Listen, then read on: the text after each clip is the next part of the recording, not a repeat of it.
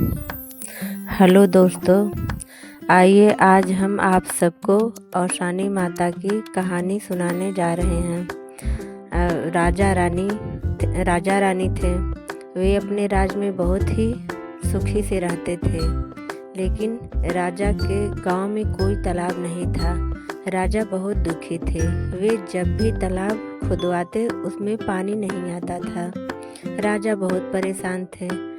इसी कारण राजा की प्रजा भी बहुत दुखी थी कि राजा में क्या ऐसी कमी है कि जब भी राजा तालाब खुदवाते हैं तो उसमें पानी नहीं आता।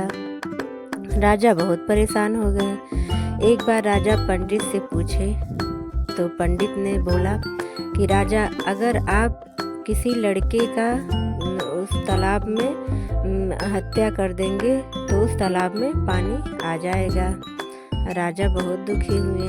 बोले कि अब हम क्या करें, किस बालक की हत्या उस तालाब में करें। राजा दुखी होकर घर आए।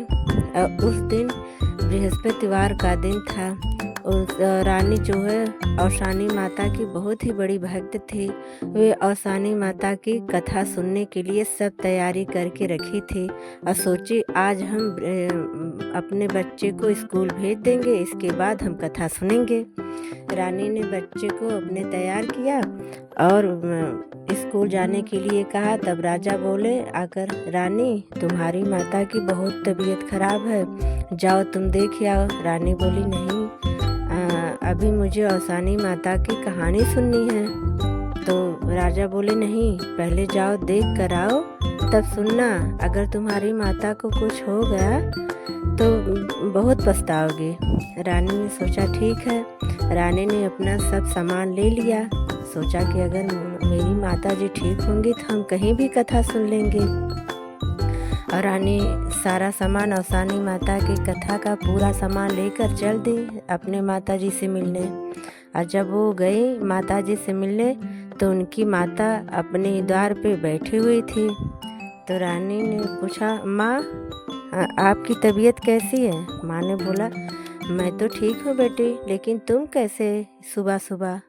तो रानी ने बोला, माँ आपकी तबीयत खराब थी। तो उनकी माँ ने कहा, नहीं बेटी मेरी तबीयत नहीं खराब थी, कोई बात है और तुम तुरंत घर जाओ। रानी ने तुरंत अपना वो सारा सामान उठाया और अपने घर आने लगी। इधर राजा मौका पाते ही अपने बेटे को लेकर तालाब में पहुँचे। राजा ने बहुत ही दुखी दिल से अपने अपने पुत्र का सर उस तालाब में काट दिया। और जैसे ही खून का प्रवाह हुआ उसी तालाब में पूरा पानी, पूरा जलमग्न हो गया। पूरा तालाब जल भर गया। राजा रोते हुए अपने घर में आए और एक कोठरी में जाकर सो गए। उधर रानी अपने माँ से को मिलकर अपने घर को चलने लगी। अपने देखा कि तालाब पूरा भरा हुआ है।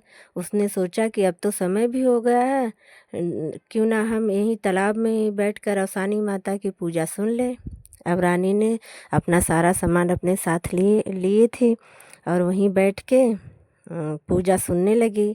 जब पूजा समाप्त हुई तो औशानी माता की जय बोलकर जैसे उठने लगी, उस रानी का बालक उन्हीं तालाब के किनारे तैर रहा था।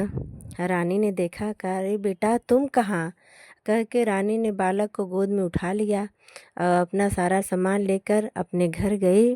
घर गई तो राजा जो है दरवाज़ा बंद करके अंदर सोए हुए थे। रानी ने बाहर से आवाज़ दिया कि दरवाज़ा खोलो राजा, देखो मैं आ गई, दरवाज़ा खोलो। राजा ने सोचा मैं कौन सा मुँह लेकर दरवाज़ा खोलूं और मैं रानी को क्या जवाब दूंगा कि मैंने पुत्र का गला काट दिया।